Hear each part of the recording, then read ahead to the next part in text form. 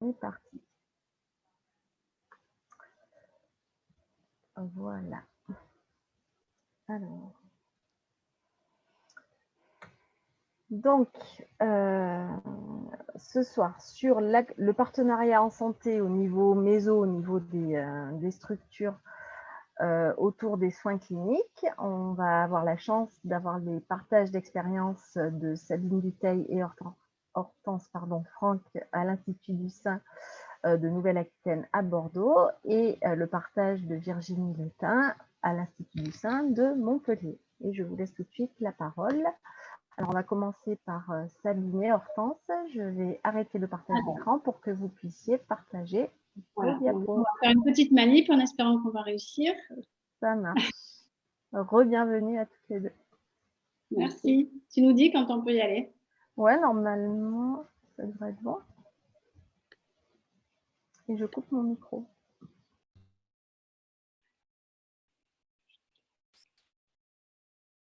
On va partir de tout.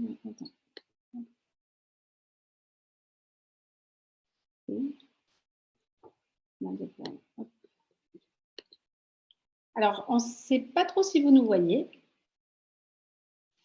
mais j'espère que vous voyez le diaporama. Alors, pour l'instant, non, on ne voit pas encore. Enfin, moi, pour ma part, je ne vois pas encore votre diaporama et je ne vous vois plus non plus.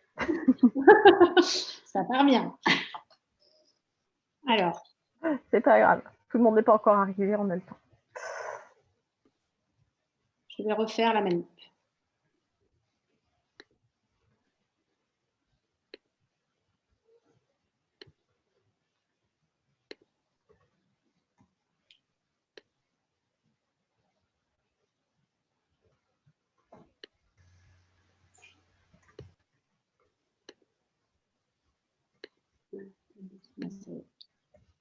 Normalement, ça devrait marcher.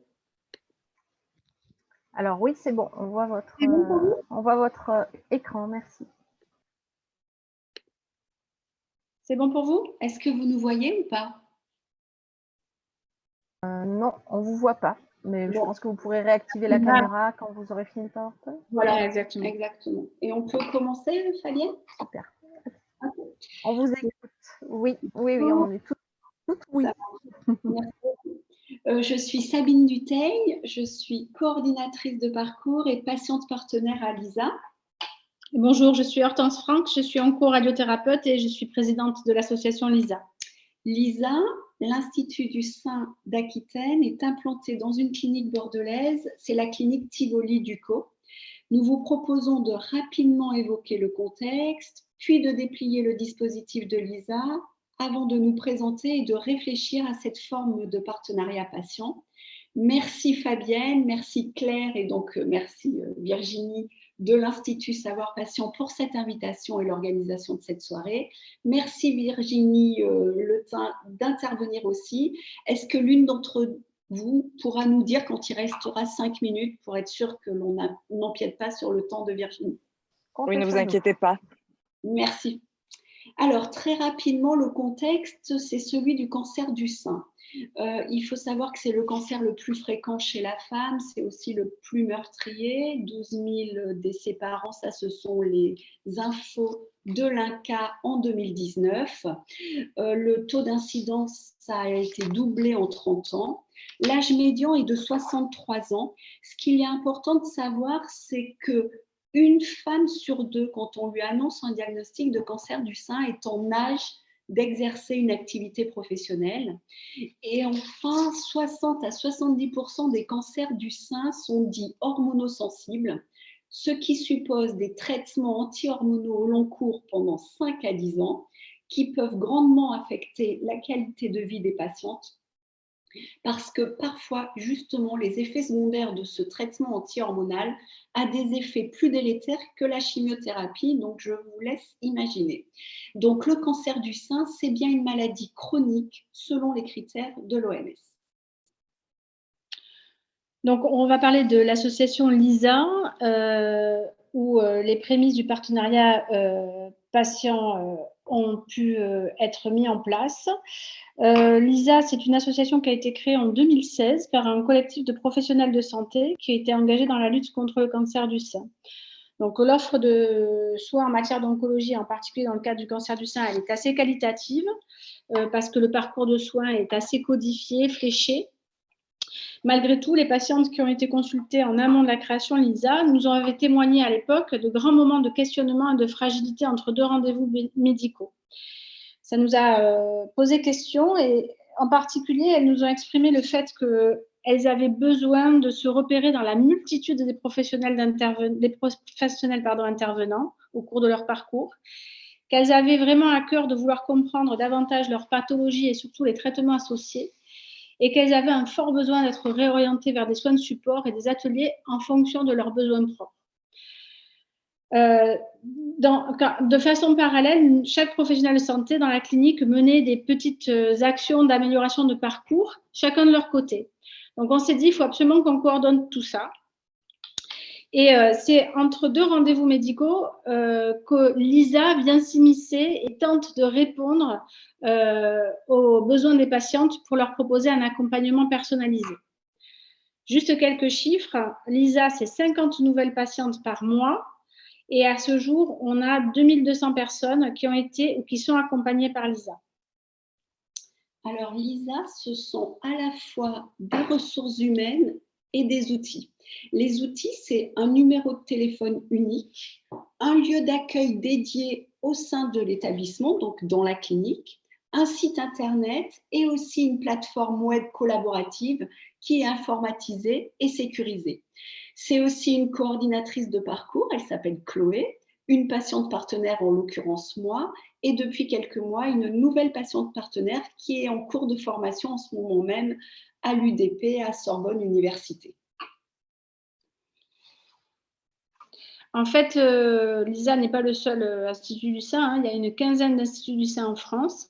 Mais la particularité de l'ISA, c'est qu'elle a fait le choix de salarier une patiente partenaire qui travaille en binôme avec la coordinatrice de parcours. Alors, pour la petite histoire, comment c'est arrivé? C'est en fait une rencontre entre une ex-patiente, qui est Sabine, et une oncologue, en l'occurrence moi, que cela a commencé. Je dois avouer qu'au départ, l'idée m'a paru un peu farfelue quand Sabine m'en a parlé au décours d'une consultation de surveillance. Et en tout cas, pour moi, il ne fait pas de doute que la formation à l'expertise d'usage à l'Université des patients fut un critère déterminant pour qu'on débute cette collaboration. C'est ensemble que nous avons entraîné notre sillage, toute l'équipe d'oncologie dans le partenariat patient. Nous avions ensemble l'envie tenace et commune d'expérimenter une nouvelle forme d'accompagnement. On voulait améliorer le parcours de soins, personnaliser la prise en charge et préserver, voire améliorer la qualité de vie de chaque patiente. Je dois avouer qu'au début de 2018, nous avions le pourquoi, mais on ne savait pas encore le comment. Il fallait essayer de faire tout en pensant à ce que l'on était en train de faire, avec dans un deuxième temps l'idée de faire. Enfin, c'était un petit peu compliqué, mais on a co-construit. Alors, Sabine a d'abord eu un rôle de stagiaire, surtout observationnel, puis de bénévole.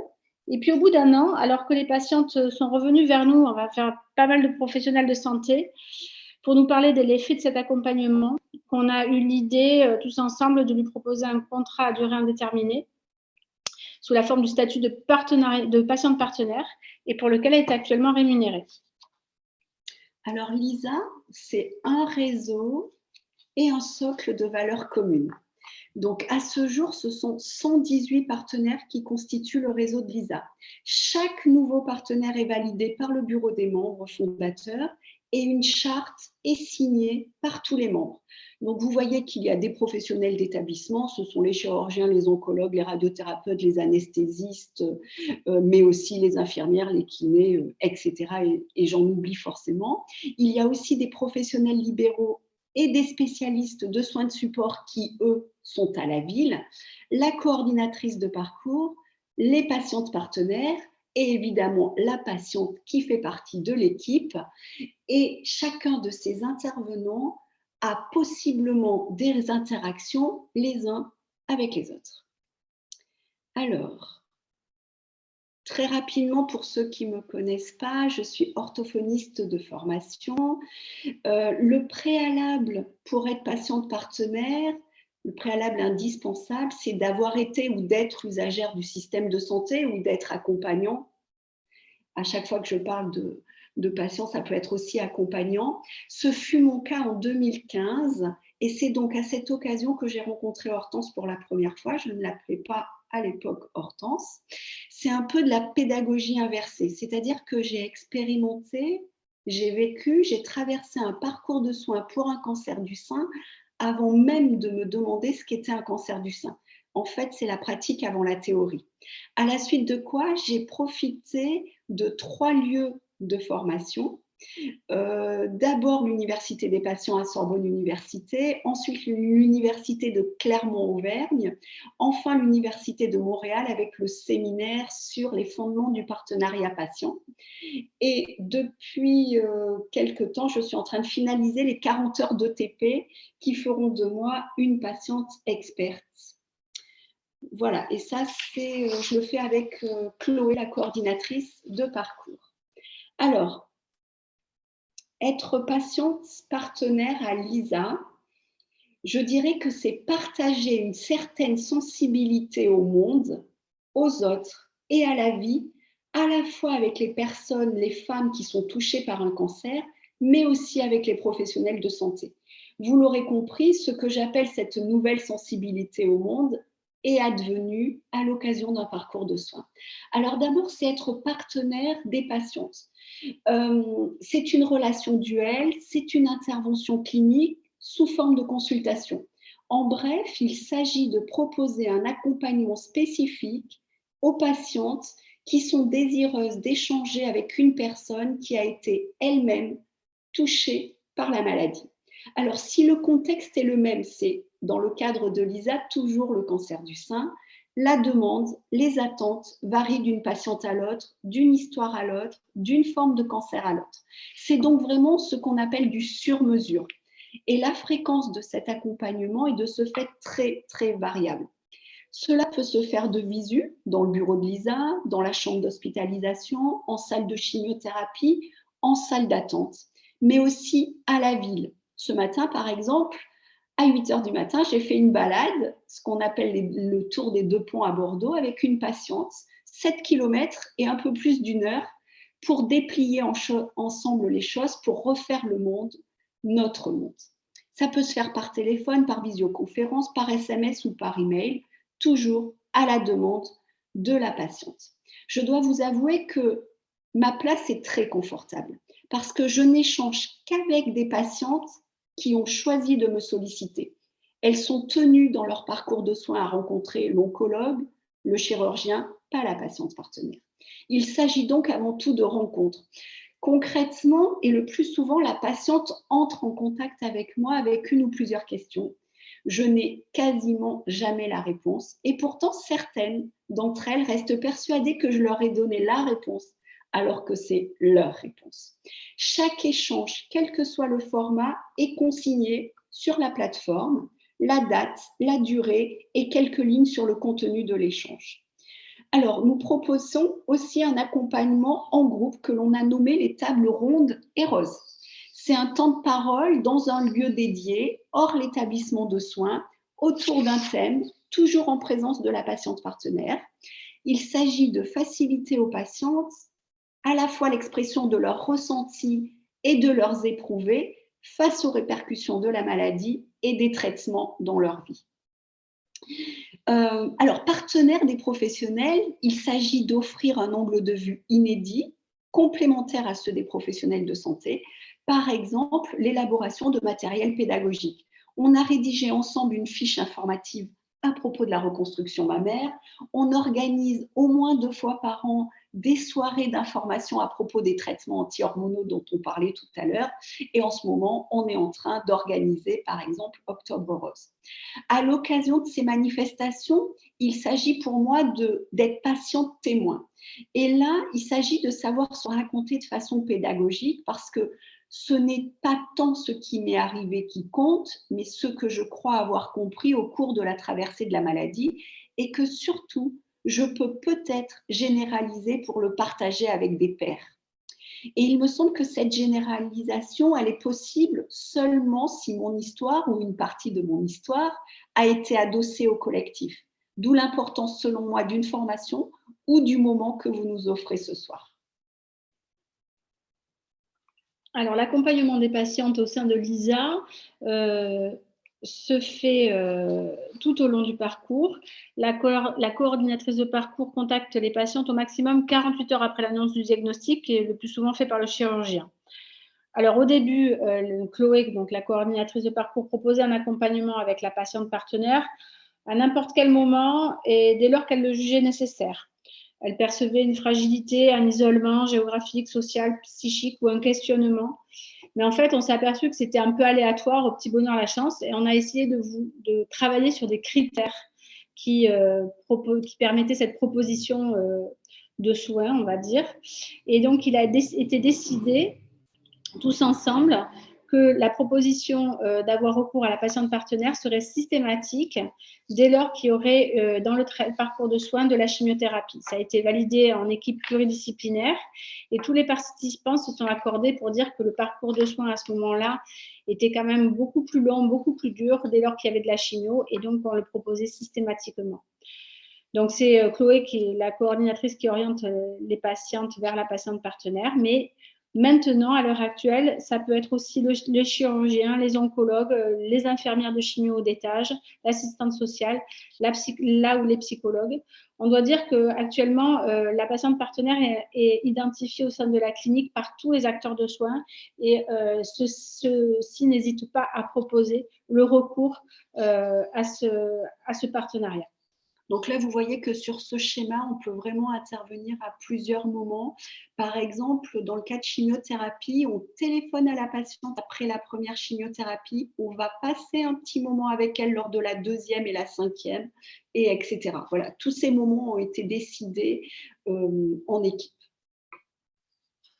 Alors, le cadre conceptuel. Le partenariat patient, non pas comme il a été pensé, mais comme il a été expérimenté par Lisa, consiste en une intervention thérapeutique au niveau clinique et donc micro. Pour Catherine Tourette-Turgis, c'est un membre partenaire de l'équipe. Pour ceux qui connaissent le modèle de Montréal, c'est un partenaire de niveau 2. C'est un patient ressource pour Luigi Flora et son arbre, et c'est un patient accompagnateur pour Marie-Pascale Paumé. Vous voyez qu'en matière de sémantique, il y a de nombreuses propositions, on pourra en parler tout à l'heure. Olivia Gross, pour elle, ce sont les savoirs qui sont mobilisés à cet endroit, sont des savoirs expérientiels explicites. C'est-à-dire qu'il s'agit d'agir sur autrui pour donner du sens à ce qui est vécu. Et en vous présentant ce soir avec Hortense notre partenariat, ces savoirs deviennent situés et positionnés parce que justement, ils font l'objet d'une collectivisation et d'une élaboration. C'est-à-dire qu'avec votre invitation, vous participez à ces savoirs. Enfin, c'est bien beau tout ça, Sabine, mais nous, on a mis en place une patiente partenaire, elle voit les patientes, mais au bout d'un moment, on s'est demandé, mais à quoi ça consiste cet accompagnement du point de vue des professionnels de santé, ça devenait presque un peu nébuleux. Donc, on s'est dit, on va envoyer un questionnaire pour un peu évaluer ce qui se passe. Et ce questionnaire, il a été envoyé à 260 patientes qui ont eu cet accompagnement. En fait, c'était pendant le premier confinement en mai 2020, ça tombait très bien. On a eu 109 réponses exploitables. Ça a été une énorme base de données pour nous et on va essayer de vous montrer un petit peu ce que l'on a pu en retirer. Alors, la première information apportée par ce questionnaire m'apparaît essentielle. C'est-à-dire que 90% des patientes qui répondent à ce questionnaire nous disent qu'elles ne connaissaient pas le concept de partenariat patient avant que Chloé leur explique en quoi ça consistait. Il me semble que c'est très, très important de le savoir parce que je crois qu'on ne peut pas demander quelque chose que l'on ne connaît pas ou que l'on ne nomme pas surtout. Donc ça va être un de nos projets au cours des prochaines années, faire connaître le partenariat patient. Je m'excuse, mais par rapport au temps, si vous avez 5 petites minutes encore pour conclure. C'est bon. Alors, juste 3 données importantes dans ce questionnaire. La première donnée, c'est que 76% des patientes, grâce à leur relation patient-partenaire, ont eu une réassurance et un soutien émotionnel renforcé, ce qui est important puisqu'il s'agit là de s'engager autour d'une vulnérabilité partagée qui peut devenir une force. 66% des patientes ont dit avoir des informations inédites et différentes des informations médicales. Alors là, pour le coup, je pense que c'est pas tout à fait comme ça que je dirais les choses, même si elles le disent comme ça. Il me semble que ce qu'il est important de signaler, c'est que c'est la place d'où on parle qui compte. C'est-à-dire que le discours peut être le même que celui d'un professionnel ou d'un site Internet, et pourtant l'effet n'est pas le même. C'est la perception des informations qui diffère à ce moment-là. Et enfin, la troisième donnée qui m'a le plus surpris, c'est que plus d'une patiente sur deux dit avoir mieux compris le parcours de soins dans le cadre de l'accompagnement avec la patiente partenaire, alors même qu'à la clinique, nous avons 3 dispositifs d'annonce qui sont mis en place. Là, il me semble que ce n'est pas tant la perspective de la patiente partenaire qui importe que la complémentarité des perspectives. C'est comme un puzzle en fait. C'est-à-dire que pour avoir une vue d'ensemble, tous les morceaux comptent. Et puis, il y a un autre effet que je n'ai pas soupçonné au début, c'est que le patient partenaire pour autrui incite le patient à devenir partenaire de ses soins. C'est-à-dire que la patiente partenaire ou le patient partenaire participerait à rendre capacitaire le patient. Alors, de notre point de vue, qu'est-ce que le partenariat patient apporte aux professionnels de santé? D'abord, il y a une raison médicale. Cette coopération est nécessaire pour augmenter la pertinence des soins et l'expérience de chacun. Elle permet de penser l'organisation des soins pour les patients, certes, mais aussi avec les patients, ce qui est primordial, voire même les citoyens possiblement usagers du système de santé. C'est donc une préoccupation éthique. Et puis, ça permet de se doter d'un nouvel angle de vue, celui du patient, qui est probablement le seul qui a une vision systémique et transversale de la traversée de la maladie. Ça a également une raison politique, la stratégie nationale de Ma Santé 2022, la création d'un conseil pour l'engagement des usagers et l'élaboration d'une recommandation nationale sur l'engagement des usagers à l'HAS sont autant de signes en faveur de l'implication des patients partenaires. Et puis, c'est l'occasion de développer la collaboration interprofessionnelle et de participer à des projets innovants qui vont permettre de concourir à mener de front le soin et le prendre soin. Alors, rapidement, puisqu'il nous reste que quelques minutes, le partenariat avec les patients à LISA, c'est vraiment un long chemin. Ça a commencé par la consultation des patients avant la création de LISA, puis par une concertation quand les patientes sont allées témoigner de ce que l'accompagnement par une patiente partenaire entraînait chez elles. Et là, ce qui est intéressant, c'est qu'elles deviennent partenaires du dispositif. Et enfin, les tables rondes des roses dont je vous ai parlé tout à l'heure ont vraiment été co-construites avec les patientes, c'est-à-dire que la demande a émané d'elles, les termes abordés sont choisis par les patientes et après 12 tables rondes des roses, on a fait un focus group pour revoir notre copie, si besoin, à la rentrée prochaine. Et tant mieux, on peut ajouter qu'en plus, on est fiers parce qu'on a grandement inspiré l'appel à projet de l'ARS Nouvelle-Aquitaine, par le biais duquel, prochainement, 7 établissements de soins auront une patiente partenaire qui vont être recrutés au cours des prochains mois. Alors, quel levier et quel frein? Alors, les leviers, c'est sûr que c'est les rencontres, on vous l'a expliqué, hein, une rencontre entre Sabine et moi, c'est sûr que ça a favorisé du temps parce qu'il a fallu passer beaucoup de temps à se demander comment.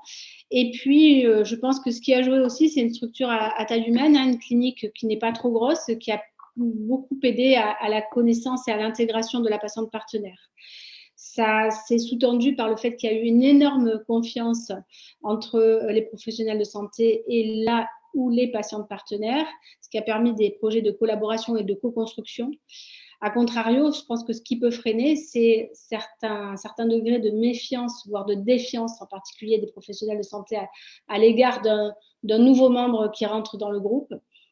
Et puis moi, ce qui me semble primordial, c'est de définir vraiment quel est le rôle de la patiente partenaire, avec une fiche de poste qui est très définie et connue de tout le monde, et surtout une régulation de sa fonction au fil du temps pour qu'elle puisse correspondre vraiment à ce que l'on recherche et qu'elle puisse, elle, ne pas s'épuiser dans son rôle. Oui, j'ai oublié de vous préciser que j'ai un temps de régulation et d'analyse des pratiques depuis le début, à raison d'une fois par mois, avec une psychologue hors l'établissement de soins.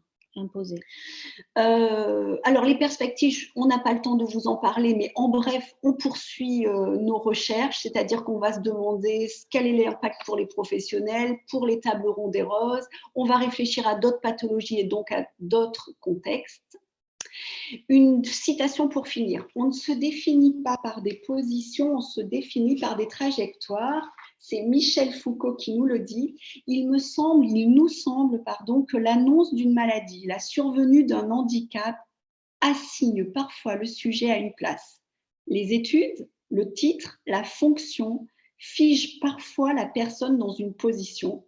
Il nous semble alors que l'implication d'une patiente partenaire dans une équipe permet d'amorcer, d'initier un début de trajectoire, que ce soit pour le patient ou pour le professionnel de santé.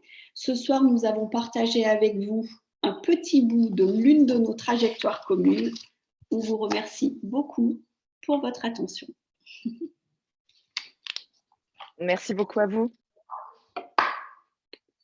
On a un peu dépassé, je crois. Alors, moi, j'aurais une question, donc, puisque personne ne se lance. Ah, main levée, si. Attendez, je laisse donc Marie-Angela poser sa question.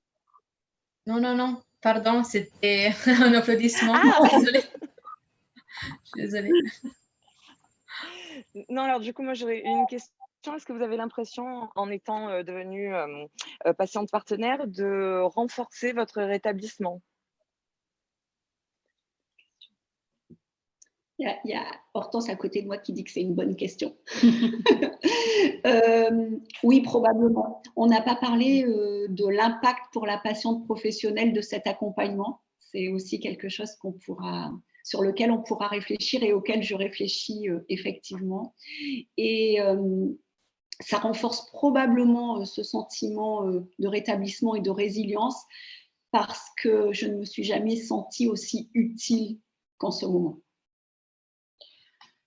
Moi, je voudrais juste rajouter un mot sur ce thème. Effectivement, c'est quelque chose c'est une perspective que je trouvais intéressante parce que l'autre jour, en discutant avec Catherine Tourette-Turgis, elle a parlé de comment les patients partenaires pourraient être impliqués, notamment au sein des entreprises et dans le rôle social que ça peut avoir, même dans toute la société. Je pense qu'effectivement, dans le cadre du rétablissement, avoir un rôle de patient partenaire, ça peut être très utile, même au-delà des établissements de santé, pour les patients et pour la société.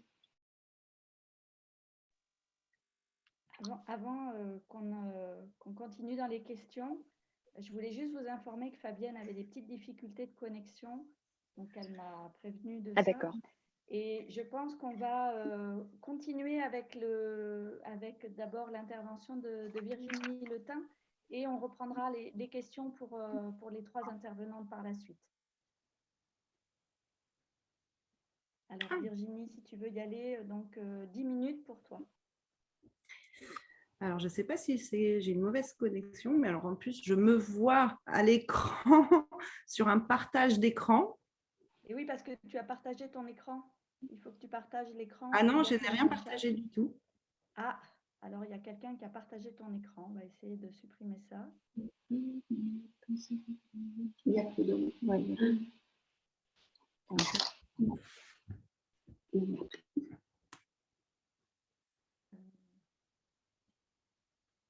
Oui, bon. C'est bizarre. Je ne sais pas, Virginie Dumas, tu vois quelque chose? Je vais essayer de voir si... Alors, c'est l'administration de... Alors, oui, attendez, je vais essayer de voir si...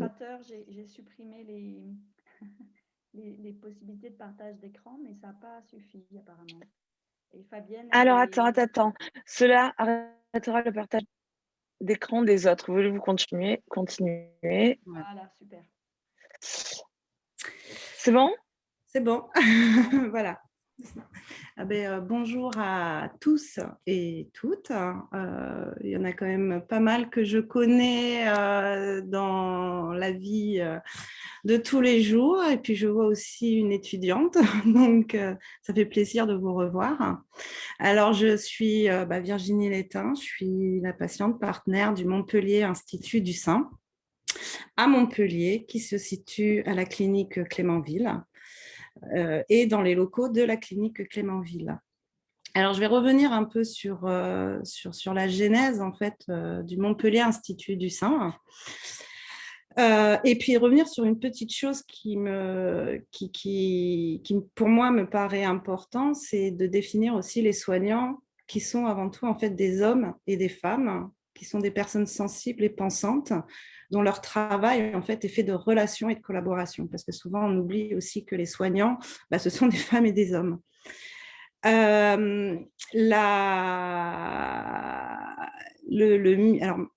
j'ai eu un cancer du sein triple négatif en 2010. J'ai été soignée à la clinique Clémenville et par les professionnels de santé qui sont actuellement au MIS. Donc, on a construit une relation depuis 2010 et nous sommes en 2021. En 2012, sous l'impulsion en fait du docteur Cécile Zinzindoué, qui était chirurgienne scénologue, elle a créé le MIS parce que elle avait une vision globale de l'accompagnement qu'elle souhaitait en fait, en tout cas au sein de l'établissement de la clinique Clémenville. Donc, en fait, du coup, ils se sont regroupés. Tous les professionnels de santé libéraux qui étaient impliqués dans la prise en charge des cancers du sein se sont regroupés dans une association, le Montpellier Institut du sein. Et en fait, le but de l'association, c'est l'accompagnement des patientes atteintes d'un cancer du sein, mais aussi d'améliorer, de fluidifier leur parcours de soins. Le MIS s'est construit en fait sur les besoins et les attentes des patients. Donc, ça veut dire qu'en 2012, le MIS avait déjà pris en compte, avait déjà questionné les patientes sur ce qu'elles attendaient, sur ce qu'elles avaient besoin pour co-construire en fait le modèle de coordination et de prise en charge ville-hôpital, adapté en plus à l'évolution des prises en charge actuelles, donc tout ce qui est la chirurgie ambulatoire, l'ambulatoire, les thérapies orales, l'accès aux soins de support. Alors d'aujourd'hui, en fait, le MIS, ça regroupe à peu près une soixantaine de professionnels qui se coordonnent, comme l'a dit Hortense et Sabine, avec des outils de coordination et du numérique aussi, des outils numériques. Ces outils, en fait, ça permet tout simplement, effectivement, comme le disait Hortense, en fait, un peu de codifier le parcours et surtout aussi d'anticiper les difficultés qui peuvent se présenter à une patiente ou des situations de vulnérabilité qu'on ne pourrait pas peut-être dans un parcours de soins classique, en fait, tout simplement qu'on pourrait louper des situations compliquées. Alors, le MIS repose sur les mêmes bases en fait aussi que le LISA, c'est-à-dire une coordinatrice de parcours qui appelle et rencontre régulièrement en fait les patientes et leurs proches, qui anticipe certaines difficultés, qui oriente vers les différents professionnels, qui fait le lien avec la médecine de ville. C'est un ensemble d'expertise qui va du soin classique à du soin de support. La patiente partenaire, il y a des ateliers d'éducation thérapeutique à destination des patientes, il y a des formations à destination des professionnels afin d'améliorer tout simplement leur pratique au quotidien. Le MIS a mis à disposition aussi l'outil numérique ressources et doté en fait de chaque patiente de cet espace numérique. En fait, ça permet à chaque patiente de retrouver en fait l'ensemble des informations de santé qui la concernent ou qui le concernent, ses rendez-vous passés, les rendez-vous à venir, les étapes clés, les informations sur la pathologie, les traitements. Mais ça leur permet aussi également de pouvoir communiquer et garder un lien à domicile avec les équipes de soins. C'est un outil qui est précieux et important. Depuis 2015, le MIS a dupliqué son modèle sur le territoire national. Donc, il y a d'autres équipes en France, comme Hortense, qui ont souhaité en fait mettre en place ces modèles de coordination et de prise en charge pour faciliter le parcours de soins des patientes. Donc, à ce jour, en France, ce sont 20 instituts qui sont des instituts du sein qui sont sur le territoire national, qui sont construits à peu près sur le même modèle. En 2018, tous ces instituts du sein se sont regroupés sous la Fédération française des instituts du sein. Alors, je vais donner un peu des chiffres. Ça regroupe à peu près 400... toute la Fédération française des instituts du sein, tous les instituts du sein, ça regroupe à peu près 400 professionnels de santé, 21 coordinatrices de parcours, deux patientes partenaires à l'heure actuelle et d'autres qui sont en cours de formation, qui contribuent donc à l'accompagnement et le suivi. Ça représente 5 000 sur l'ensemble des instituts du sein. Donc, tout à l'heure, Hortense et Sabine ont sorti les chiffres. Donc, c'est 59 000 patientes détectées chaque année du cancer du sein. Ce qu'il faut savoir, c'est que toute la fédération accompagne environ 5 000 nouvelles patientes atteintes de cancer du sein sur le territoire national, ce qui fait à peu près 9-10% des patientes françaises, ce qui représente à peu près 20 établissements de santé publics ou privés qui sont partenaires des instituts du sein. Et effectivement, il y a eu un questionnaire qui avait été du coup envoyé aux patientes. Et en fait, 98,4% des patientes considèrent en fait que les instituts du sein ont amélioré leur prise en charge et surtout leur qualité de vie au quotidien. Ensuite, pour ma part, ça ce sont les chiffres, hein, voilà, le contexte. Voilà. Pour ma part, alors je suis donc patiente partenaire officiellement depuis 2019, mais la relation de confiance que j'ai construite avec les professionnels de santé du Montpellier Institut du sein a commencé en 2010, puisque effectivement, j'ai d'abord été partenaire de ma maladie, et puis ensuite, j'ai été partenaire sur le développement du MIS, effectivement sur des actions que j'ai menées à l'époque pour le MIS. Et en fait, petit à petit, s'est créée aussi une relation de confiance parce que on parle du cheminement des patientes, mais il faut aussi parler du cheminement des professionnels de santé, des acteurs de la santé, avoir une patiente partenaire qui gravite autour d'eux. Et en fait, il faut tout simplement que chaque professionnel de santé puisse faire son propre cheminement, à accepter ou pas, ça dépend, tout simplement, qu'il y ait quelqu'un d'autre qui puisse accompagner leur patiente. Donc ça, c'était quelque chose d'assez important, tellement que... ça y est, je vois tout le monde. Ça me fait du bien. C'est tellement important que du coup, l'engagement qui a été fait de la part des professionnels de santé du MIS, de la clinique Clémenville et du coup de moi-même, c'est que mon rôle ne s'arrête pas simplement à accompagner les patientes. C'est-à-dire que du coup, maintenant, effectivement, je prends part aux décisions qui sont faites pour le Montpellier Institut du sein. J'ai un droit de regard au même titre que les membres fondateurs. On co-construit ensemble les projets. On co-construit et on co-élabore ensemble aussi les différents niveaux de parcours. C'est-à-dire tout à l'heure, Hortense et Sabine vous ont présenté en fait un cheminement, on va dire, classique d'un parcours de soins d'une patiente atteinte de cancer. Toute patiente est différente, tout chemin d'une patiente, la traversée de la maladie est différente d'une patiente à une autre. Il y a des patients qui n'auront pas forcément besoin d'un accompagnement, ça il faut aussi savoir l'accepter, et il y a des patients qui sont dans des cancers du sein, on va dire sur des parcours simples et qui ont besoin d'un accompagnement plus poussé et donc avec des détections de fragilité.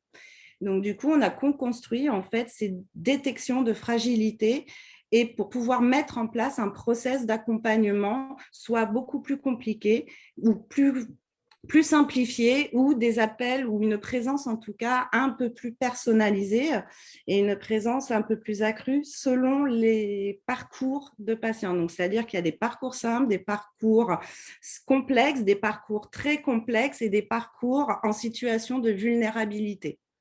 Voilà. Nous vous laissons 2-3 minutes pour conclure peut-être. Voilà, et donc du coup, la relation qui s'est instaurée effectivement dans le partenariat, alors ça peut être le partenariat de soins, le partenariat avec les professionnels de santé, le partenariat avec les patientes, comme disait Sabine, tout est une question de confiance et aussi d'humanité. C'est pour ça que je reviens sur les soignants sont des femmes et des hommes. Je terminerai alors du coup tout simplement par les mots d'une patiente du coup qui a fini tout son processus et qui estime qu'elle peut tourner la page. Elle nous a dit tout simplement, en fait, l'Institut du Sein a été pour moi un soutien sans faille, toujours là, toujours disponible. L'information que je demandais m'a toujours été donnée dans un langage compréhensible et ça, c'est précieux. Voilà.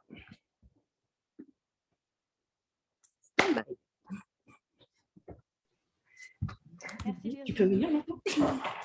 Merci beaucoup Virginie, Sabine et Hortense pour votre analyse réflexive. Ah, et Maggie. Peut-être on va laisser Maggie se présenter. Des projets aussi qu'on fait en co-construction avec d'autres patients partenaires. Nous sommes au-delà des institutions. Elle est au MIS, je suis à l'Institut du cancer de Montpellier, mais on travaille ensemble pour le patient, rien que pour le patient, au-delà des guerres de territoire. Et c'est vraiment quelque chose qu'on voudrait faire à Montpellier. Donc vraiment, merci infiniment pour toutes vos contributions. On va pouvoir, voilà, il nous reste 3 quarts d'heure pour échanger sur ce que vous avez dit ou sur d'autres coiffure, Maggie. Je pense que ce n'est pas le sujet. Du coup, Claire, est-ce qu'on avait des questions dans le chat? Alors, il y a eu des remarques qui ont été en partie répondues. Je pense notamment à celle de Maria-Angela qui parlait de partenariat de soins aussi pour soi-même.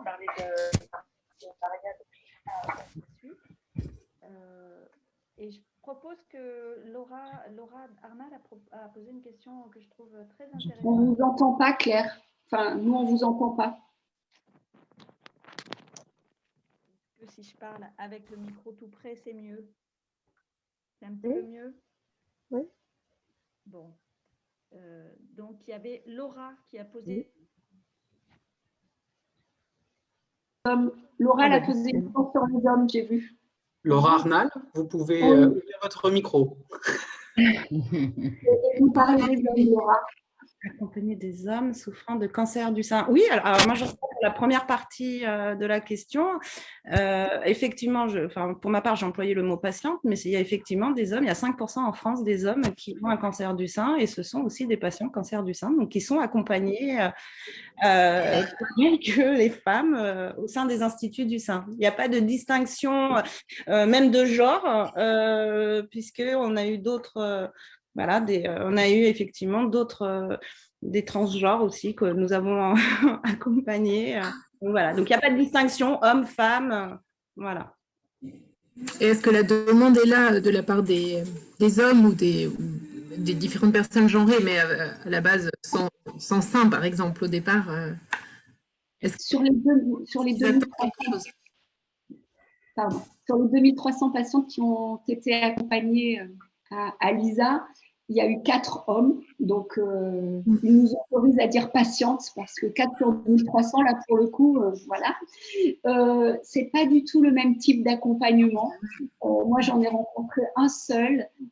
C'est différent et j'ai l'idée qu'ils se reconnaissent un peu moins, qu'il y a moins une proximité expérientielle entre un homme et une femme quand bien même il y a un cancer du sein.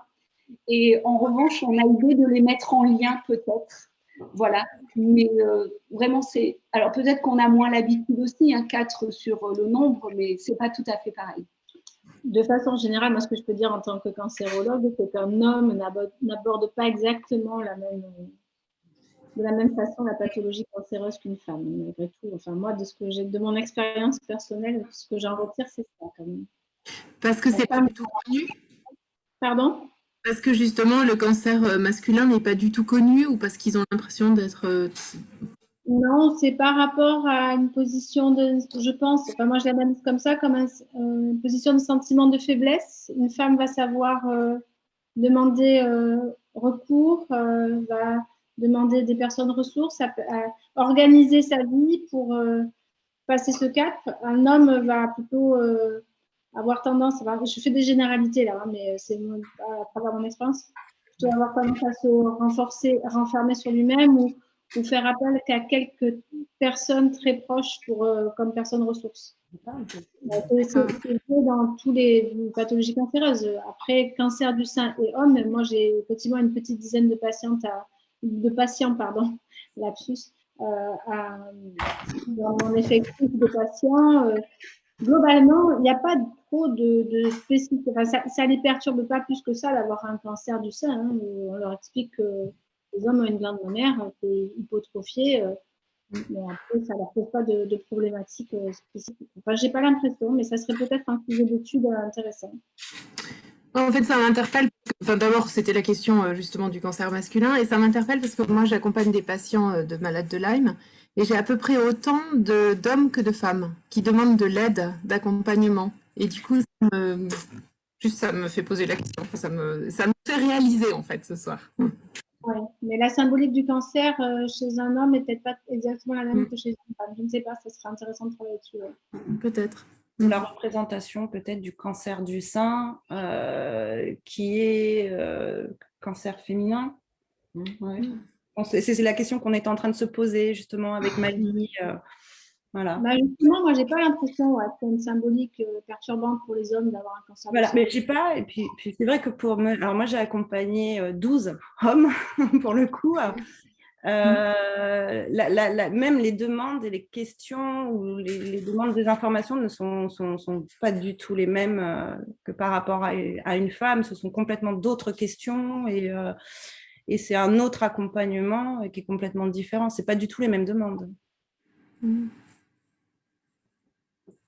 Dans le cancer, si on peut recentrer peut-être le sujet sur l'autre question de Laura, qui n'est pas du tout dans le même ordre, mais que je trouvais vraiment intéressante sur comment, Hortense, vous aviez pu convaincre vos collègues de la pertinence de ce partenariat. Je sais pas, j'ai pas l'impression d'avoir eu beaucoup de travail à faire pour ceux. Enfin, je dirais que c'est plutôt Sabine qui a eu le travail à faire. On en a beaucoup discuté en réunion pluridisciplinaire avec les médecins et les chirurgiens. Donc, c'est vrai qu'au démarrage, il y avait des freins, des interrogations, vous imaginez lesquelles qui étaient plus ou moins légitimes, que je peux, en tout cas plus ou moins compréhensibles. Avec beaucoup d'explications, on a parlé, Sabine est venue se présenter, on a élaboré d'abord comment on allait, quelle patiente on allait solliciter, enfin, vers quelle patiente elle allait se tourner. Bon, ça a été assez bien accueilli par les médecins et les chirurgiens, je trouve. Rapidement, les médecins et surtout les chirurgiens, qui étaient quand même les plus réfractaires, ont vu les bienfaits de la relation patient-partenaire avec les patientes. Donc ça, du coup, c'était gagné. Après, dans un second temps, il y a eu les autres soignants à convaincre, les infirmières de chimio, ça a été, rapidement aussi, les manipulateurs radio pour la radiothérapie aussi. Après, les infirmières d'étage, c'était plus compliqué, on disait mais à quoi elles servent, enfin, voilà, donc c'était toujours pareil, c'est de la communication, et puis surtout la capacité qu'ont Sabine et aussi Elisabeth à venir se présenter, à venir parler, à venir... être disponible. Donc ça a été un super bon ressenti pour les soignants, quoi. Et maintenant, les infirmières d'étage, quand elles ont des difficultés relationnelles avec certaines patientes, elles appellent spontanément les patientes partenaires, ce qui est quand même des victoires énormes, quoi. Ouais, pardon, j'ai fini juste, peut-être la catégorie professionnelle la plus délicate, ça a été peut-être les psychologues, en fait. Parce qu'il y a une espèce de chevauchement de compétences. Voilà, mais encore une fois, on a beaucoup dialogué. On est une petite clinique, alors on s'entend bien, on se connaît tous, ça aide beaucoup, je crois. Moi, je voulais juste relater quelque chose, c'est que le jour où une patiente a frappé au bureau de Lisa, elle était en pleurs et elle m'a dit, c'est le chirurgien, le docteur, voilà, qui m'envoie. J'ai craqué dans son bureau, il a regardé son agenda, il a dit, on est jeudi, Sabine est là, montrez-la voir. Et là, je me suis dit qu'il avait attrapé quelque chose et que je lui avais probablement, sans prétention, rendu la vie un peu plus confortable parce qu'il avait 15 patientes qui attendaient dans la salle d'attente et qu'il n'avait pas capacité à consoler cette patiente, mais de savoir qu'elle était accueillie à l'étage au-dessus par la patiente partenaire, ça lui avait peut-être, j'espère, en tout cas, rendu la vie un peu plus douce. Par rapport aux psychologues, c'est surtout que peut-être que les psychologues retenaient seulement le mot patient dans le titre patiente partenaire, et donc elles ont eu idée de me proposer une régulation. Elles avaient bien envie de savoir ce qu'il en était de mes relations avec les patientes, mais pour moi, il n'était pas question de faire une régulation dans la clinique avec les psychologues qui rencontraient les mêmes patientes que je rencontrais. Pour moi, c'était évident que ça devait se faire ailleurs. Et elles l'ont entendu, elles l'ont compris. Et aujourd'hui, on sait bien, on sait se réadresser des patientes. Et ça, c'est très confortable pour les patientes. Si je peux me permettre de rebondir avec ce que tu viens de dire, Sabine, donc tu penses que c'est la différence de lieu d'exercice qui a diminué la peur des psychologues, que tu empiètes sur leur domaine d'intervention? Non, c'est pas ça que j'ai voulu dire. Au contraire, j'entends pas tout. J'ai voulu dire que en tout cas, je l'ai ressenti un peu comme ça, qu'elle voulait avoir une petite mainmise sur ce métier émergent qu'elle ne connaissent pas, qu'elle ne connaissait pas en tout cas, et que par le biais d'une régulation, il y aurait eu quelque chose. Est-ce que c'est plus clair, Fabienne? Tu vois, elle voulait que la régulation des patientes partenaires, ce soit elle qui l'amène. Mais pourquoi? Parce que je pense qu'elle me pense fragile, peut-être, qu'elles entendent plus que je suis patiente que patiente partenaire. Ou que tu ne dises pas les choses qu'elles ont apprises et qu'elles doivent entendre et que tu dises des choses différemment. J'ai justement eu hier une discussion avec une psychologue qui m'a aussi un peu choquée parce que je me présentais en tant que patient coach et elle était furieuse de ça. Donc ça rebondit un peu sur le même... Oui, je pense que c'est ça, c'est que ça regroupe, elles ont peur que ça chevauche leurs compétences. Mais c'est encore une fois, quand on explique bien, ça passe. Après, quand on explique. On a même travaillé, là, moi j'ai travaillé en fin d'année avec les psychologues pour voir, parce qu'elles sont débordées dans la clinique par toutes les demandes, que ce soit en cancérologie où on travaille beaucoup. On a un gros pôle d'endométriose, donc c'est pareil, les femmes ont besoin d'un accompagnement psy. Et on a travaillé avec elles sur le fait qu'au final, en reprenant les données, les patientes, elles n'avaient pas moins de demandes de la part de patientes atteintes de cancer du sein, mais qu'elles avaient des meilleures demandes. C'est-à-dire que le fait qu'elles passent à travers le prisme du parcours de soins et des patientes partenaires, l'adressage au psychologue était mieux cadré, était plus indiqué. Et ça, moi, je crois que c'est comme ça qu'il faut arriver à discuter avec elles. Leur dire que, au final, c'est plus la demande de consultation psy, elle est plus pertinente, quoi. Alors, je rebondis par rapport aux psychologues. Alors, à contrario, alors, on a cru, parce que je vois que Nathalie dit a mis un petit message, les psychologues, cela me fait penser à quelque chose. Non, hein. C'est effectivement un petit événement qu'on a eu dans la création du programme régional d'éducation thérapeutique cancer du sein, où en fait les psychologues n'avaient pas encore échangé et parlé avec nous, mais en fait c'était les représentations des autres professionnels de santé qui n'étaient pas psychologues, qui se posaient la question de la place du patient partenaire par rapport à la place du psychologue, et non du coup, pour le coup, les psychologues qui pour eux, la définition était claire et le rôle était complètement clair. Et comme disait Hortense sur une réunion qu'on a eue, où la psychologue a dit, mais l'orientation des patientes vers la psychologue, ce sont des orientations des patientes, mais qui sont tout à fait pertinentes, avec des vraies détections de fragilité. Donc, et pas l'orientation de toutes les patientes. Voilà, donc voilà. Et en fait, c'est quand je dis le cheminement de chaque professionnel de santé sur la place du patient partenaire et le rôle du patient partenaire. En fait, le temps, le facteur du temps aussi, prendre le temps. Le cheminement, c'est le temps. Voilà, pour chaque professionnel de santé. Et jamais abandonné. Et jamais abandonné. Comme dire Mike. Et pour répondre, alors du coup, comme j'ai la parole, pour répondre à la question de Alexandre Berkes, après autant d'accompagnement, donc plusieurs centaines pour Sabine, je crois, à peu près la même pour ma part. Votre désir d'accompagner a-t-il évolué? Alors oui, effectivement, on évolue.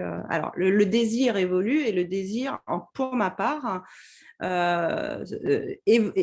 est encore plus présent aujourd'hui. Donc mon temps, alors je suis rémunérée en tant que patiente partenaire au Montpellier Institut du Sein, comme ça je pose les bases. J'ai aussi également un travail à côté. Et donc du coup, la balance, l'équilibre en fait que j'attribuais à l'accompagnement pour le MIS et la balance de mon travail, maintenant ça commence. Avant c'était peut-être 10%, 90%, maintenant ça va être du 50-50. Voilà, donc parce que j'ai de plus en plus envie d'accompagner et d'améliorer aussi la qualité d'accompagnement et d'améliorer aussi la pratique d'accompagnement des professionnels de santé et la qualité de vie tout simplement des patientes. Voilà. Je veux bien répondre aussi. Je crois que pour ma part, ce n'est pas tant en termes de désir qu'en termes de compétences. Je crois vraiment que je gagne en compétences parce que je continue à me former régulièrement et au-delà des lieux de formation dans lesquels on élabore, on collectivise les savoirs, c'est surtout que chaque patiente rencontrée m'apporte quelque chose de différent et je suis toujours très, très étonnée de la singularité de chaque patiente avec pourtant quelque chose d'universel. Et ça, c'est totalement bluffant pour moi. Et je ne sais pas... Vas-y. Non, mais c'est marrant parce que c'est exactement le même moteur pour moi dans ma relation médecin-malade. Donc en fait, c'est pas si différent. Et je trouve que ce qu'il y a... j'ai idée d'apprendre grâce à chaque nouvelle patiente et que je précise les choses et je fais moins d'erreurs. Par exemple, peut-être que certains d'entre vous m'ont entendu raconter ça, mais je suis excessivement prudente parce que je suis très, très émue de la confiance que les patientes me témoignent, que parfois je juge sans borne. C'est-à-dire que dans le cadre du cancer du sein, il y a cette fameuse alopécie qui est le mot savant pour dire perte de cheveux. Donc, je témoigne volontiers de ma solution qui a été la mienne pendant le parcours de soins, c'est-à-dire une perruque que je n'ai jamais quittée dès lors que j'étais hors de la maison. Et au bout de 2-3 mois d'accompagnement, quand 1, 2, 3 patientes m'ont dit qu'elles avaient une perruque chez elles, dans une boîte, dans une armoire, qu'elles n'avaient jamais mise, je me suis dit que j'avais bien mis trop d'enthousiasme à raconter ma solution qui n'était pas leur solution. Et loin de moi l'idée d'avoir voulu faire ça. Mais là, je me suis dit qu'il fallait que je sois encore plus prudente en présentant les choses. Parce qu'il n'y a pas d'un côté la patiente qui a réussi sa résiliation et qui apprend à l'autre à résilier. Il ne s'agit pas du tout de ça. Et vraiment, il n'est pas question qu'il y ait cette dissymétrie entre les patientes. En tout cas, c'était très important. Et depuis, je dis les choses autrement et il y a probablement moins de perruques vendues. Parce que l'enthousiasme que j'y avais mis, il y a eu quelque chose de collé. Et tout mon travail, c'est de ne pas être collé justement à ce que je dis ou ce que je propose. Et c'est pour ça que je suis excessivement prudente. Parce que si je n'étais pas totalement intègre et si je me mariais avec je ne sais qui, il suffit que je dise cette crème-là, je l'ai utilisée. Voilà, donc je fais très, très attention. Je trouve ça super intéressant ce que tu viens de dire, Sabine, par rapport au développement de compétences que tu observes. C'est-à-dire qu'au fur et à mesure que tu accompagnes ces personnes, tu apprends de chacune d'elles, à la fois dans la singularité, c'est-à-dire que ta solution n'était pas celle que forcément l'autre allait choisir, mais aussi ce côté universaliste, hein, tu as dit les deux mots. Est-ce que tu peux en dire un petit peu plus sur comment tu les… Finalement, il y a un point commun entre toi et elle. Et Oui. comment ça se décline? Merci pour cette question parce que je crois que c'est autour de ces questions que cela m'importe le plus. Je crois vraiment que au-delà de ce que je peux partager d'une expérience commune, c'est vraiment la vulnérabilité partagée dans laquelle se loge la confiance. C'est-à-dire que pour moi, ces rencontres, c'est des rencontres, des dialogues sur deux choses. D'une part, l'incertitude de l'avenir, d'autre part, la certitude de la finitude de la vie. Et c'est ça qui préside au dialogue qui se noue entre une patiente et une ex-patiente. Pour moi, tout le reste, c'est anecdotique. Et avec certaines patientes, après la fin du parcours, on peut élaborer dans ce sens-là. Et je crois que c'est ce qui fait la particularité du cancer par rapport à d'autres maladies chroniques. Par exemple, ma meilleure amie a une sclérose en plaques depuis 19 ans. On échange beaucoup. Elle ne m'a jamais dit qu'elle avait peur de mourir de la sclérose en plaques. Elle a peur d'être sur un fauteuil roulant. D'accord ? L'annonce d'un cancer du sein est ce que j'appelle une effraction du réel. Je ne vous connais pas et loin de moi l'idée de penser que pour certains d'entre vous, c'est pas comme pour moi. Mais je sais que pour certains, la mort, la finitude de la vie, c'est un concept et tant mieux. On partage ça avec les patientes que ce n'est plus un concept. Ça s'est rapproché très près. Et ça crée un lien, ça crée quelque chose autour. Quand je disais que ce matin, on avait refait le monde, notre monde, avec une patiente pendant 1h15 en marchant, c'est pas tout à fait le même monde que la personne lambda qui n'a pas eu une expérience d'un parcours de soins. Voilà, il est ni mieux ni moins bien, c'est pas ça. C'est juste cette sensibilité différente au monde, à la vie, aux autres. Et quand je dis à la vie, il y a aussi à la mort. Et je crois que c'est vraiment ça l'universalité et la particularité du cancer. Le cancer, le mot cancer est associé à mort. Et je vous rappelle qu'on appelle ça une tumeur.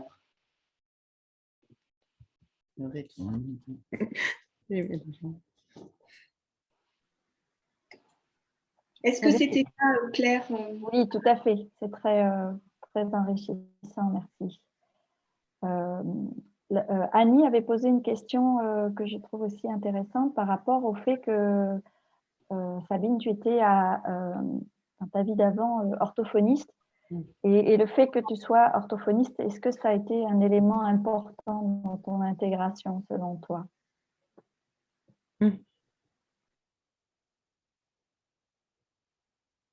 Santé de la clinique Tivoli ne le savaient pas. Depuis 1 an, ils le savent parce que j'arrête pas de parler de remédiation cognitive pour les femmes qui ont une plainte cognitive. Donc depuis, je dis, dans une autre vie, j'étais orthophoniste et j'ai des savoirs que l'on peut conjuguer. Mais pour toi, Hortense, est-ce que ça a eu à voir? Non. Pas au départ. Après, effectivement, j'ai compris quand tu as débuté que tu connaissais quand même un peu la relation de soins. À travers ton travail d'avant, tu travaillais dans l'enfance inadaptée, je crois. Donc, mais en fait, on ne fait jamais l'économie de ce qu'on est. Évidemment qu'avoir travaillé 20 ans dans une équipe éclairée par la psychanalyse pour des enfants psychotiques et autistes, évidemment qu'il y a des compétences qui sont communes et que j'étais déjà au service des autres, des petits autres, comme le dirait Freud ou Lacan. Mais les professionnels, à part toi, qui l'a su vite quand je me suis présentée, les autres, je me présentais comme patiente, enfin voilà, qui a eu un parcours. C'est souvent quelque chose qu'on nous demande, hein, à chaque fois. Hein, il y a quelque chose. La preuve, c'est que la deuxième patiente partenaire que l'on a recrutée ensemble, on peut le dire, elle ne vient pas du tout de ce milieu-là. Elle était dans le transport. Je ne sais pas si elle est là d'ailleurs, peut-être que… Non, je ne crois pas. Non. En tout cas, voilà. Mais voilà, je fais un peu comme avec les patientes, je réponds oui et non à la fois. Bien sûr que je ne fais pas l'économie de ce que j'ai appris, de ce que je suis, et bien sûr qu'il n'y a pas besoin d'être professionnel de santé pour être une patiente partenaire. Non, moi, je pense pas que c'est impacté ou que ça t'a aidé. Moi, je trouve que ce qui t'a le plus aidé, c'est qu'effectivement, tu étais déjà empreint de psychanalyse et de régulation. Et pour moi, ça a été hyper important qu'il y ait. Moi, j'ai imposé que les patients partenaires soient régulés parce que c'était une de mes craintes. Enfin, ça reste encore une de mes craintes, hein, bien évidemment. Voilà, que sur le moyen et le long terme, il y ait un épuisement ou des difficultés qui émergent. Voilà, donc moi j'avais imposé une régulation et toi tu étais déjà sujette à ça, enfin tu étais déjà sensibilisée à ça, donc ça n'a pas été compliqué. Donc oui, ça c'était facilitant. Oui, Hortense est toujours très très attentive à notre état d'âme. Voilà, par exemple, on est en train de travailler sur un éventuel parcours pour les cancers du sein métastatiques et ça a été une réunion avec tous les oncologues. Hein. Et on passe dans une autre dimension hein, quand le cancer du sein est métastasé. Et à la fin de cette réunion, elle a pris le temps de me dire ça n'a pas été trop dur. Enfin, voilà, elle s'est assurée que ça n'avait pas été trop impactant ou découvrant pour moi. Enfin, elle est attentive à ça. Et je suis un peu aussi attentive à toi parfois. En parlant de régulation, juste pour... voilà, pour être bien mettre des mots que tout le monde comprend, moi je veux bien un petit éclaircissement et puis avoir l'avis de Virginie. Est-ce que, toi, Virginie, tu as ce support? Alors, la régulation, c'est pas une position de contrôle hiérarchique, ça n'a strictement rien à voir.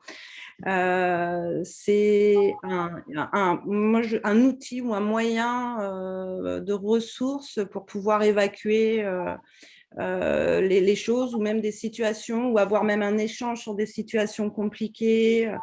Voilà, c'est un moyen d'évacuer la pression. Voilà, je vais le vulgariser, mais c'est ça, effectivement. Alors, nous, par exemple, sur le MIS, on n'a pas mis de régulation systématique comme au LISA. C'est quand moi, j'en ressens le besoin. Voilà, c'est à ma demande. Voilà, on a trouvé ce terrain d'entente. Et parce que dans mon travail mon autre travail professionnel, je fais déjà tout ce qui est l'action sociale, solidarité, soins coûteux. Et toutes les réclamations au niveau national, on va dire ça comme ça. Donc, tout ce qui est sur le système de santé, de soins, sécurité sociale. Voilà. Donc, j'ai déjà, si tu préfères, affaire à des compétences. Enfin, j'ai acquis en fait des compétences de recul et d'éclaircissement où mon cerveau en fait a des systèmes de cases. J'ouvre une case, je la referme, j'ouvre une autre case, je la referme. Et le docteur Pierre Bertrand, qui est donc un des chirurgiens scénologues du Montpellier Institut et qui est un des membres fondateurs du MIS, m'a toujours dit, Virginie, je ne sais pas comment tu fais avec ton cerveau à tout pouvoir caser dans des cases et avec, voilà, tu as une capacité de déconnexion. En fait, voilà. Alors, on parle du droit à la déconnexion dans toutes les entreprises, hein, du monde digital, tout ça. Mais en fait, du coup, dans mon cerveau, c'est le droit à la déconnexion et au retour à ma vie privée. Et voilà, c'est comme ça. Donc, quand j'en ai besoin, quand j'en ressens le besoin, je suis accompagnée par la psychologue. D'accord. C'était ma question. Avec qui? Comment? C'est toujours avec une psychologue? Oui. L'intervenant ou la personne avec qui a lieu cette régulation, c'est une psychologue pour Sabine aussi? Alors, moi, à contrario de Virginie, le temps est vraiment... je sais que j'ai 1 heure par mois de dédié à ça et c'est très confortable. Je pense qu'il s'agit d'aller déposer ce qui peut être trop découvrant pour moi, même si j'ai déjà identifié les situations qui pourraient un peu me mettre en danger. Et puis surtout, travailler sur la représentation de ce que ça suppose. Je crois que c'est ça. Dans mon cas, c'est un médecin psychiatre psychanalyste. Il se trouve qu'elle a eu plusieurs cancers du sein, mais ce n'est pas ce qui a présidé à ce choix-là. C'est après que je l'ai su. Mais elle découvre ce qu'est le partenariat patient et c'est très intéressant. J'y étais aujourd'hui de 12h30 à 13h30. Et vraiment, je sais que j'ai ce temps-là, le 2e ou le 3e jeudi du mois, et parfois je me dis, ah ben tiens, je vais parler de ça. Parfois, il n'y a pas de choses importantes, et pourtant, il se dit toujours quelque chose de très important. Et surtout, c'est toujours le principe de la collectivisation, hein, c'est-à-dire que échanger les savoirs, se questionner, réfléchir ensemble. Là, Alexandre, je vois qu'il a posé une question qui va nous faire réfléchir. On va bientôt avoir de batterie.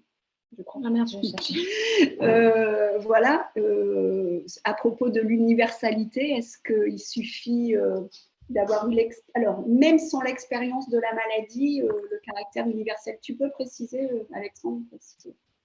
Bon, c'était un peu pour taquiner plus, mais il y a quand même, je posais l'hypothèse, en tout cas moi dans mon cas, d'avoir rencontré plusieurs personnes qui touchaient cet universel à travers d'autres expériences que celle de la vie avec la maladie, et que j'ai rencontré plein de personnes qui ont été malades et qui n'ont absolument pas pris conscience ou écouté cette expérience de la finitude et l'ont totalement niée, mis de côté pour pouvoir passer à travers. Et donc la maladie n'était pas l'occasion d'aller toucher ça, d'accueillir ce rapport à la mort, à la finitude, et donc de dépasser l'hubris qui vient avec ça, et donc ça devient salvateur à ce moment-là.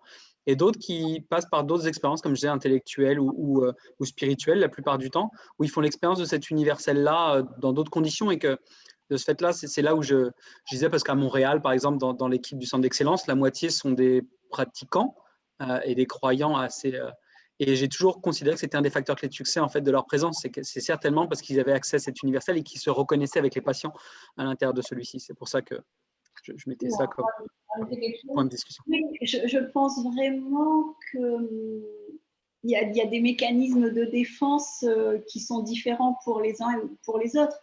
Alors, je ne sais pas si j'induis quelque chose dans ma relation avec les patientes que j'accompagne, mais ce que je remarque, c'est que le cancer du sein, c'est un catalyseur de questions existentielles. Mais vraiment, à un moment, on aborde ça, vraiment, c'est un catalyseur et un accélérateur.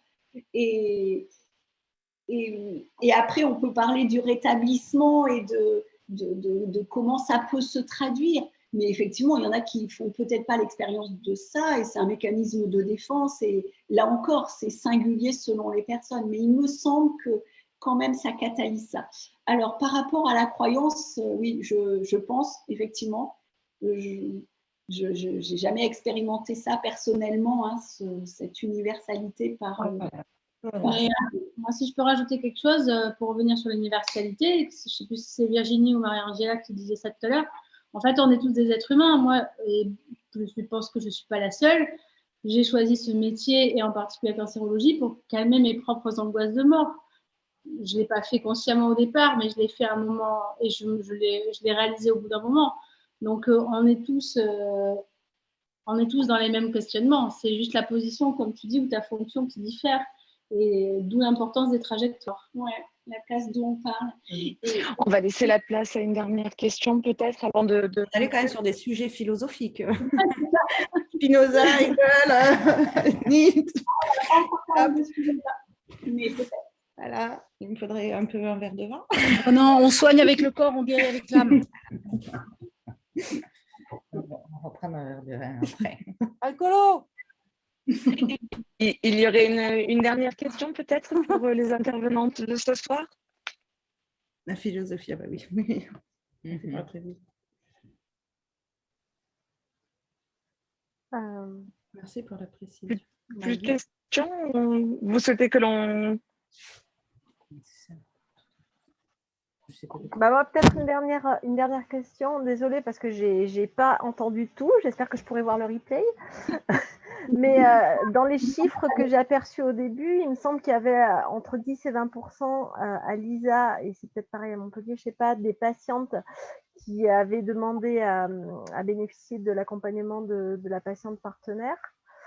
Est-ce que c'est par manque de ressources humaines? J'ai entendu aussi que c'était systématiquement proposé.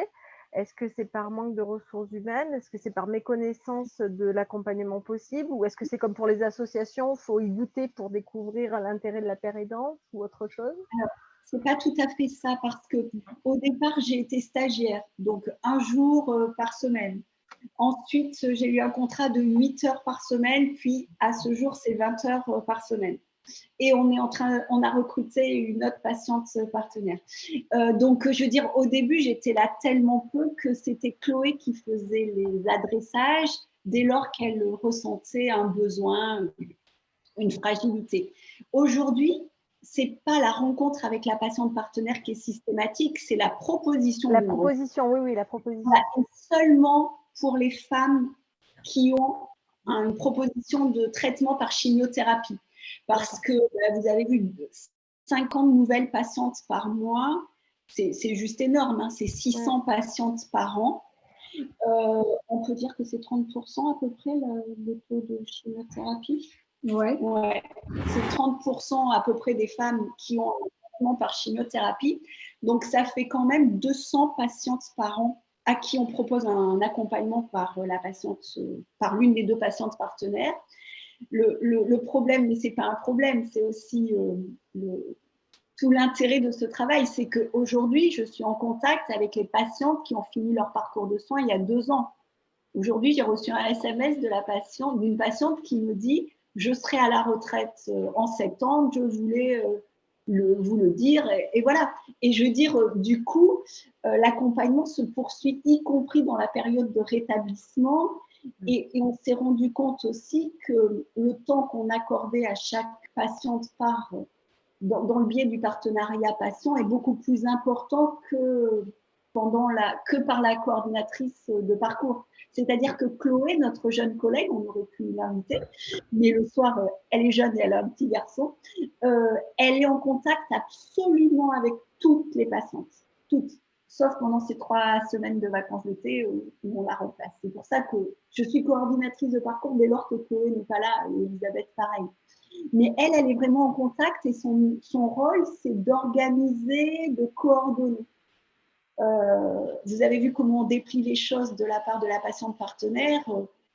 Il y a des accompagnements plus longs que d'autres. Enfin, voilà. Je ne sais pas si j'ai répondu à tout, Fabienne. Si, ça répond à ma question. Donc, c'était une question de ressources humaines, finalement, et ça pourrait être encore amplifié, déployé. Ouais, dès lors qu'Elisabeth va être de formation, pardon, Virginie. Alors, par contre, sur le MIS, par exemple, on a 2 coordinatrices de parcours, plus la patiente partenaire, voilà, en termes de ressources humaines. D'accord. Et du coup, est-ce que vous avez déjà perçu que ça pouvait être un manque, qu'il y aurait plus de demandes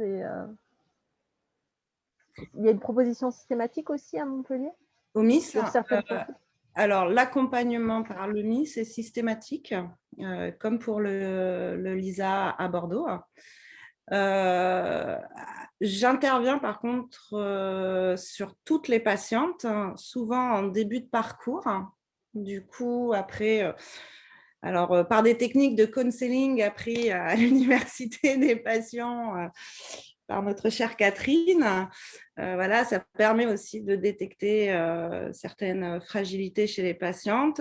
J'interviens de temps en temps pendant le parcours des patientes et aussi après le parcours. Et comme Sabine, on a des patientes qui ont fini leur parcours, leur traitement, leur parcours, et que ça fait 2 ans, 3 ans et qu'on est toujours en contact avec ces patientes. C'est-à-dire qu'on les suit aussi après. Voilà, jusque même le retour à l'emploi où on a des partenariats avec une association bien précise sur ce qui est le retour à l'emploi ou reconversion professionnelle, mais axé vraiment sur le travail. Voilà. Fabienne, c'est Isabelle. Oui. Isabelle, oui. Vas-y.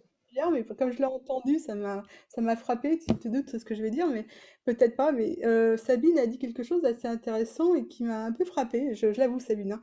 Quand vous parliez de votre amie qui avait une sclérose en plaques et que son regard sur la mort n'était pas le même, puisqu'elle s'inquiétait plutôt d'avoir l'inquiétude du fauteuil. Mais si elle avait elle-même un cancer, pensez-vous que son regard changerait ? Le sûr. J'espère qu'elle n'aura pas un cancer. Non, ça, c'est mais la première chose. Une femme sur 8, mais il y en a, voilà. alors une femme avec une sclérose en plaques ou une maladie invalidante qui aurait un cancer, pensez-vous que son regard est différent sur la première pathologie qu'elle a et donc que le cancer prend le dessus? Je ne sais pas. Chaque cas est différent. Alors J'ai là, pour le aucune coup, idée. J'ai aucune idée. J'essaie juste enfin, le cancer, il a vraiment plusieurs particularités. Parce que particulièrement le cancer du sein, c'est très très souvent une image ou une analyse qui nous pointe comme malade. On ne se sent pas malade, mais il y a une image qui fait que sur un papier, il y a écrit qu'on est gravement malade et qu'on a besoin de chimiothérapie. Et c'est probablement les traitements qui vont nous rendre un peu malades. Donc, il faut avoir sacrément foi en la médecine et dans les oncologues pour suivre ces traitements. Il y a quelque chose, c'est Canguilhem qui disait que la maladie, c'est quand le corps n'est plus silencieux. Dans le cas du cancer du sein, c'est silencieux. À part qu'on perd nos cheveux, ça ne se voit pas. Et c'est aussi un des paradoxes. J'essaie juste, il n'y a pas de hiérarchie dans les maladies, dans les pathologies chroniques ou pas. J'essaie juste, et puis on est en train de préparer les journées du cancéropole à Carcassonne en novembre. Et donc, je vais essayer de spécifier ce que la pathologie du cancer a de tellement singulier et particulier. Mais pour répondre à votre question, je ne sais pas si quand il y a plusieurs pathologies, il y en a une qui prend le dessus. Peut-être que tu en connais, toi, Hortense, les gens qui ont... Oui, il y a beaucoup de gens qui ont une double pathologie, je crois que c'est 15 millions de personnes. Oui, en tous les cas, les débats sont vraiment très intéressants. Et puis, c'est une belle formule que de terminer sur le normal et le pathologique de Canguilhem, effectivement, puisque lorsque le corps n'est plus silencieux, c'est là qu'il faut s'inquiéter. Tout à fait. Mais en tous les cas, c'était de beaux échanges. Le mouvement du passionnel, quelle que soit la manière dont on souhaite le nommer, qu'il soit expert, partenaire, coordinateur, etc. Donc, en tout état de cause, il est aujourd'hui reconnu comme un acteur du soin, même s'il y a encore des cheminements de la part des professionnels, de certains professionnels et pas de tous, même s'il y a encore des cheminements, comme on a pu le voir, à mener et de l'empowerment, comme je l'ai vu dans le chat, passer du côté des patients. En tous les cas, on a pu voir de par vos témoignages que le patient partenaire, en tous les cas, permet un double bénéfice à la fois pour l'usager qui est suivi, puisqu'il représente à la fois l'horizontalité et également vecteur d'espoir, sans toutefois, bien entendu, se voir en symétrie, hein, bien entendu. Et d'un autre côté, comme vous avez pu répondre gentiment, pour le patient partenaire, cela renforce, semble-t-il, son renforcement à lui-même. Donc, c'est du gagnant-gagnant. Et c'est à ce titre-là qu'il est très intéressant de continuer. Merci, merci Virginie pour ta synthèse et conclusion.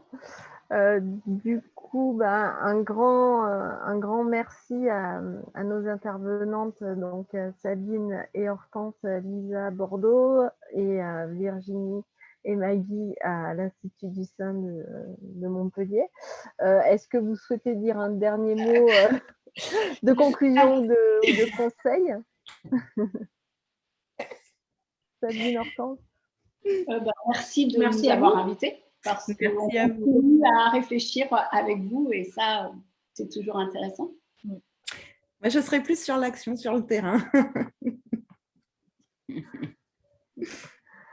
Donc voilà, merci encore, ça donne envie. Moi, j'ai envie de discuter avec tous. Et donc, merci à toutes les quatre. Merci Claire et Virginie D pour la co-animation et tous les participants. Donc, on a un prochain rendez-vous PEPS qui est prévu le 6 juillet à 13 h. On teste un peu plusieurs horaires pour voir ce qui convient le plus à tout le monde.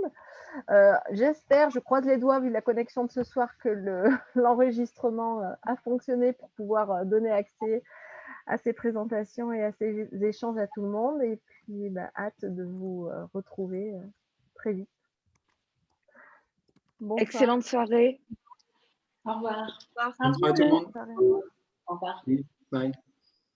Fabienne et Virginie, est-ce qu'on reste en ligne pour débriefer? Arrêtez l'enregistrement. Montrer ton. Oui, je peux. Au revoir, bonne soirée.